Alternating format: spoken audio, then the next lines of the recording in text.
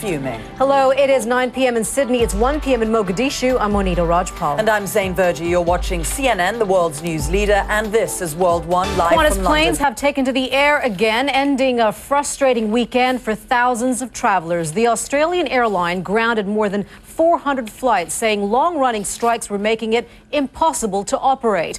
The Aussie government took the stoppage so seriously, it asked the National Labour Tribunal to step in. Early on Monday, the tribunal ordered Qantas to resume flying and the unions to stop striking while talks to resolve the dispute continue. Now, the row with the unions has been causing headaches for passengers for over a year now. So are Australians losing patience with their national airline? CNN's Andrew Stevens reports.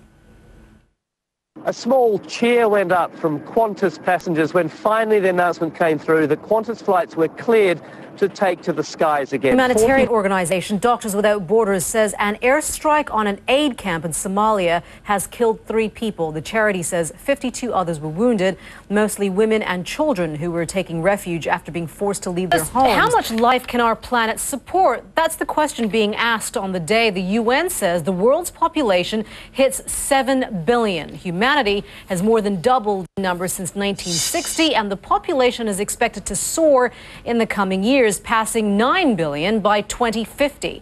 While parts of the West are worried about declining birth rates in Africa, large families remain the rule, not the exception. And Kapile Mabuse is at Chris Hani Baragwanath Hospital in Soweto in South Africa. And Kapile, a lot of people assume that large families in Africa is because the contraception is not widely available. But the fact of the matter is, it is also part of cultural life there to have a large family.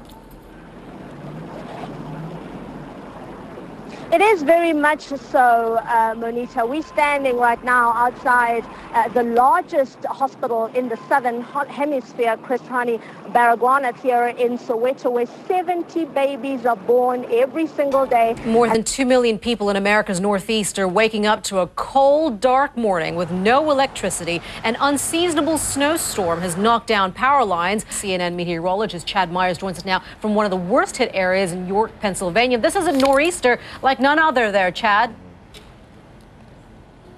Yes, exactly. And in fact, if you remember the book about the ship Andrea Gale. Central Park had an inch of snow, and on October Day was in 1869. So, Chad, you've got your work cut out for you today. Thank you so much for that. Chad Myers there in York, Pennsylvania. We want to take you back to Somalia now, where the charity Doctors Without Borders says 3 people have been killed in an airstrike on an aid camp.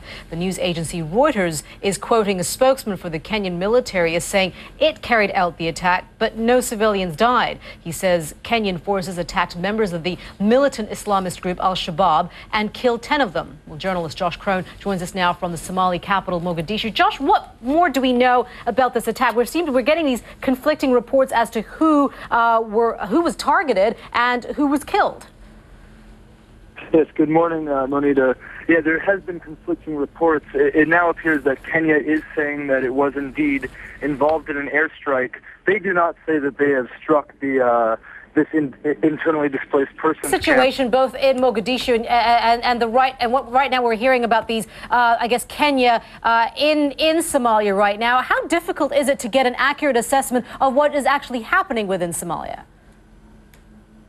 Yeah, it's extremely difficult. As much of as this battle is a war of weapons between Shabaab and Kenya, it's also this week's Group of 20 summit was meant to be the last chance to save the Eurozone, but with a deal in place, the focus now is on making it work. European leaders want to increase the size of the bailout fund, and they're hoping to secure investments from fast-growing economies like China and Brazil. Welcome back. It's been another exciting weekend on the Formula One circuit. Don Riddell joins us now with all the details and a first for Formula One. Absolutely, the first Formula One race in India. Yeah. Thanks very much, Monita. Sebastian Vettel has once again emphasised his dominance in F1 with a supreme drive at the inaugural Indian Grand Prix. But it was, Monita. Petra Kvitova, it's always nice to see someone who's just on the cusp of being a champion, of World One, like world number 1. I think she'll be there pretty early next season. Yeah, great stuff. All right, Don, thank you very much. You're watching World One live from London. Figures paint a very different picture over here in Europe, where the high cost of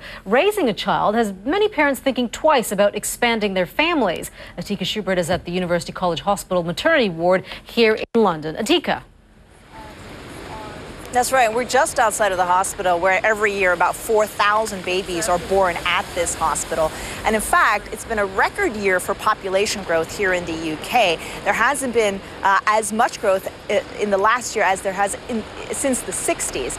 However, only about half that growth is coming from births. The other half is coming from immigration. And of course, this means that it just puts more pressure on resources, on governmental resources and social resources as well, in the sense that, you know, how do you pay for everyone to be around for much longer? What is the British government doing about that?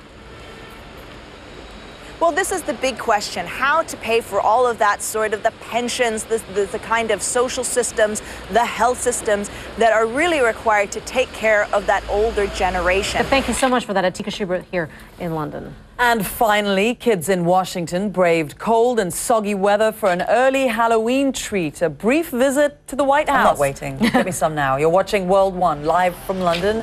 I'm Zain, Verjee. I'm Monita Rajpal. Thank you for joining us. We'll update you of the news, the headlines when we come back. Stay with CNN.